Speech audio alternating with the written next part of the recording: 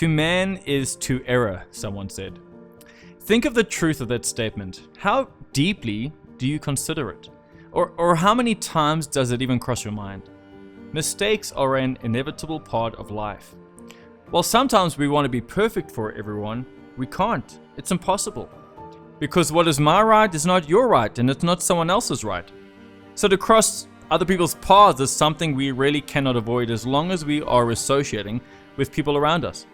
As we journey in life, we are bound to make mistakes. We will say something unnecessarily out of anger. We'll get mad at our children for things they didn't do. We will fail to say sorry even when we are pretty sure we're in the wrong. We'll be mean to a classmate for no reason.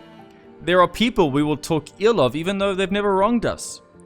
And that will make our relationships with others very shaky and faulty. I know I've made so many mistakes myself, I've even lost count. And of course I don't take pride in that. If I were to go back, I would definitely do things very differently. And I know you would too. It's what we want when we know that we've messed up. It's a subconscious want to go back in time and correct our actions. And even though we can't undo what we did, there's something we can do to mitigate the adverse things it resulted in. Here's a very interesting truth of life. In case something you did in the past is still haunting you, your mistake doesn't define you. What does is what you did when you realized you had made a mistake. Yes, you messed up, but what did you do afterwards? The person you became after you realized your mistake is a real you, not the person you were at the time you did something wrong. Making a mistake comes with feelings of guilt and embarrassment and regret, terrible regrets and self-blames, feeling like a failure, like the worst person. It's only normal for someone to feel like that when we've done something wrong, but in essence that doesn't help. It doesn't make things better, only worse. What do you do after you've tripped and fallen? After you failed once or twice or thrice, after you fumbled, after out of ego and self-importance and selfishness you hurt someone who was always very genuine with you? What happens when you work tirelessly day in and out on a project and you fail still? What do you do when you start a business and sometime down the line things just don't work out? What do you do when out of anger you shout at your boss and they fire you? Does all of that mean you're a bad person? Or a good-for-nothing fella, a bad father, someone unemployable, someone not worth anyone's love and trust? No, definitely it doesn't. The mistakes you might have made do not define you. Your past does not define you. The things you did when you were younger and less wise and more afraid of life, they do not define you. They only make a part of your life, a past part. A part that has no power over the things you can do currently, a part that cannot prevent you from going for your dreams in the future, a past that is just that, a past. Many times we want second chances. We want to make things right, we want people to trust us one more time. When we have realized what we did was wrong and we are willing to make things work this time around, we are committed to seeing things through. Whatever it takes is what we will do, but do we really mean that? Most of the times, people have already forgiven us. They have already given us the benefit of the doubt. They understand and they're willing to give us those second chances. But one thing stands in the way, and that's ourselves. How many times do you remember your mistakes and you feel afraid of trying again? How many times has the past kept you from pursuing your dreams? While it is okay to still feel your insides turn when you remember the things you did in the past, it's not okay to let them stand in the way of your dreams. It is okay to squirm in embarrassment when topics come up, but it is totally wrong to let that bury your vision. There's so many people with pending degrees, dormant business ideas, people they want to have in their lives again, but they're lacking the courage to initiate that. So much untapped productivity, letting it go into waste simply because some single mistake got them off their feet. It made them doubt their capabilities. It made them fear trying again. They have already labeled themselves as failures. I'm not too competent enough for this career, or maybe I'm not skilled enough to run this business, or I cannot raise a happy family. This topic is too complex for me. Do you have an idea of how you are pulling yourself back by staying limited by your past? Do you know how big your potential is that you carry?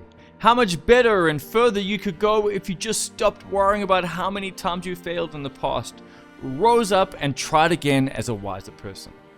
The only thing you should pick from your mistakes is lessons. Learn from your mistakes. do not let them define you. You're a much better person than your mistakes. You are greater. You are smarter and wiser than you were back then. A whole different person, someone who has a different way of thinking and is handling situations now, a growing person. And what are the most valuable things you have learned in life? They probably came from mistakes. Mistakes is how we grow, how we gain wisdom and enlightenment on various matters of life. They are how we make ourselves better. See, your mistakes are making you a better person, not the contrary. View them as valuable teachers that are a major contributor to where you are now.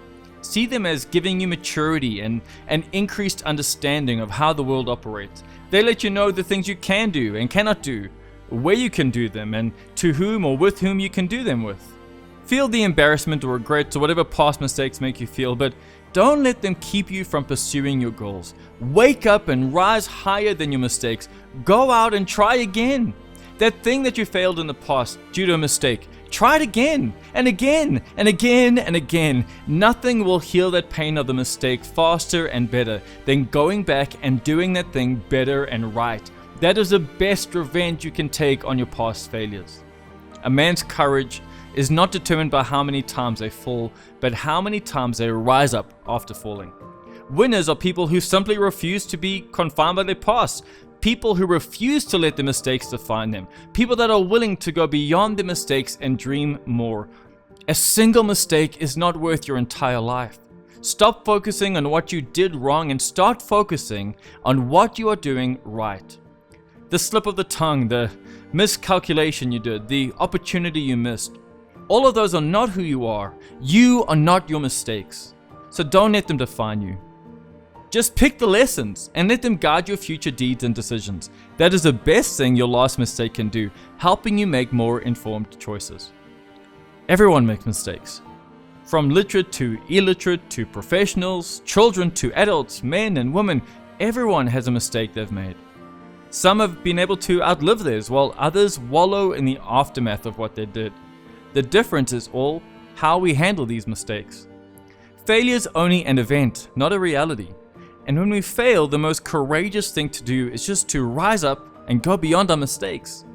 The Bible in Proverbs 24 verse 16 encourages us to rise again when we fall. It says, "For though 1,000 may fall 7 times, he still gets up, but the wicked stumble in bad times." Even God is not happy when you let go of your dreams simply because you took the wrong step. He wants you to try again. Just because you sinned once doesn't mean that you throw away your salvation altogether. You can always come back to Him and make things right, just like the prodigal son returned to the father's house. Remember the story of David and Bathsheba? David sinned with Uriah's wife and organized to have him killed, yet God called him a man after His own heart. Why? Because the moment David realized he had sinned against God, he acted towards making things right. Yes, he felt very broken and remorseful, but feeling self-pity was not the only thing he did. The Bible says that he knew of his predicament. He prayed and fasted and petitioned God to have mercy on him and his son. And the son might have died, but the fact that David realized his mistake and apologized is what softened God's heart into giving him another son by the same lady. He may have tripped that time, but afterwards David committed himself to pleasing God. And that is how, despite his last mistake, God called him a man who was after His own heart. Saul, before he became an apostle, was a notorious persecutor of believers. He used to go from church to church and issue letters of persecution against the early Christians. He had no mercy for them. Destruction of those who associated themselves with Christianity was what he did day in and day out. But one day, something happened and his life changed forever. From that moment on, he had an encounter with Jesus on his way to Damascus, and Saul decided to go beyond what his past said. He preached the gospel even more than he had persecuted believers. His past might have been dark, but he did not let that define him. He went beyond it, and further so. Just in case you failed once and you're lacking the courage to try again, I just want to encourage you today that you are more than your past mistakes. You are greater by very wide margins. You are not limited to your mistakes. Your wrongs do not define you. They have no chance of limiting your ambitions. They are in the past, and that is where you should keep them. Don't let anyone make you feel confined in any way to the things you did in the past. Don't limit yourself either. All those restraints and fears that you're feeling are in your head. They're making yourself less of a person than you truly are. Today, take action. A move towards doing what you couldn't before, going beyond your failures and challenging yourself to new levels. Don't let your mistakes define you. Instead, strive to do better each and every day. Take up the challenge against yourself. Your past doesn't define or limit you. What does, however, is what you're going to do right now. Is it a step in the positive or negative direction? Whatever you do, don't let your mistakes define you.